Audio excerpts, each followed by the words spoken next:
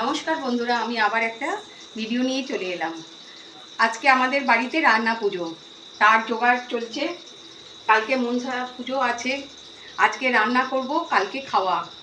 তার জন্য এখানে সব রকম ভাজা হবে। পটল, উচ্ছে, বেগুন, আলু, কুমড়ো, এখানে কাঁকরোল ভাজতে দিয়ে দিয়েছি।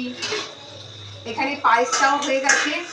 আজকে কর্তামশাইয়ের জন্মদিন ছিল, সেই জন্য একসঙ্গে একবারে পায়েস করে নিয়েছি। এখন কিভাবে রান্নাগুলো করি।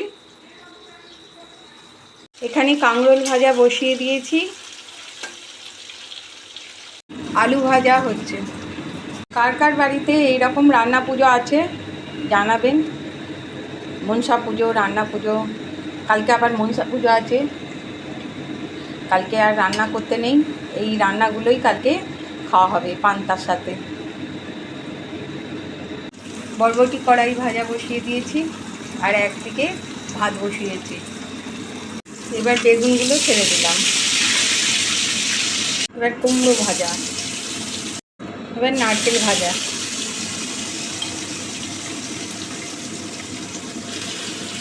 রান্না পুজোয় নারকেল ভাজা, ডাল চচ্চড়ি এইগুলো দিয়ে পান্তা খেতে এত ভালো লাগে।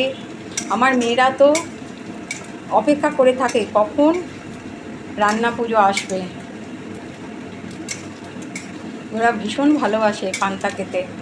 ইলিশ মাছ ভাজা, ডাল চচ্চড়ি, আলু ভাজা আর নারকেল ভাজা সব রকম দিয়ে দারুণ লাগে।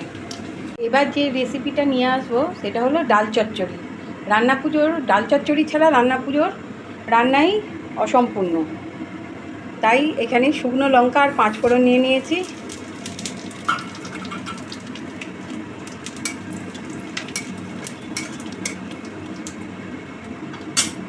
এখানে মুসুর ডাল ভিজিয়ে রেখে দিয়েছিলাম, ভালো করে রগড়ে ধুয়ে নিয়েছি।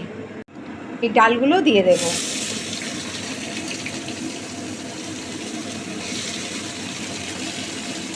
দিয়ে ভালো করে ভেজে নিতে হবে ডালগুলো ভালো করে ভেজে নিতে হবে।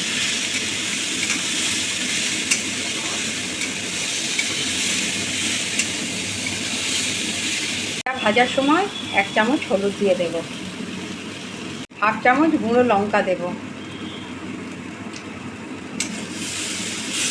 দিয়ে ভালো করে ভেজে নেব। ডালটা ভাজা হয়ে গেছে, কালারটা চেঞ্জ হয়ে গেছে ডালের। এবার জল ঢেলে দেব।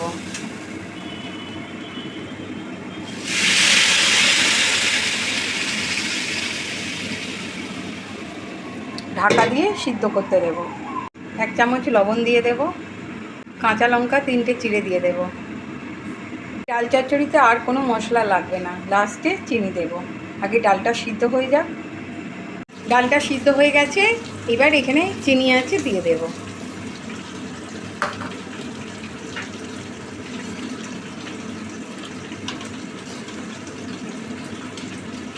এদিকে মাছটাও ভাজা হয়ে গেছে, তুলে নেব।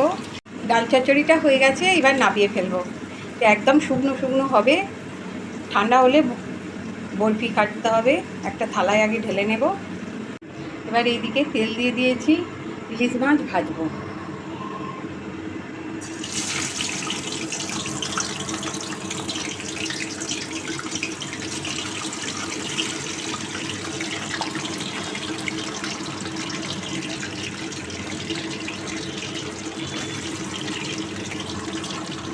লাস্টে উচ্ছে ভাজা করে রান্না কমপ্লিট করব। আজকের মতো রান্না ছুটি, কালকে রাঁধতে হবে না। কালকে ছুটি আছে, রান্নার ছুটি। এমনি সময় ছুটি পাই না, কালকে একটু রান্নার ছুটি পাবো। ভিডিওটা কেমন হয়েছে জানাবেন, এবং লাইক কমেন্ট করতে ভুলবেন না। সাবস্ক্রাইব করে দেবেন, দিয়ে পাশে থাকবেন। আমি সব সময় সবার পাশে আছি।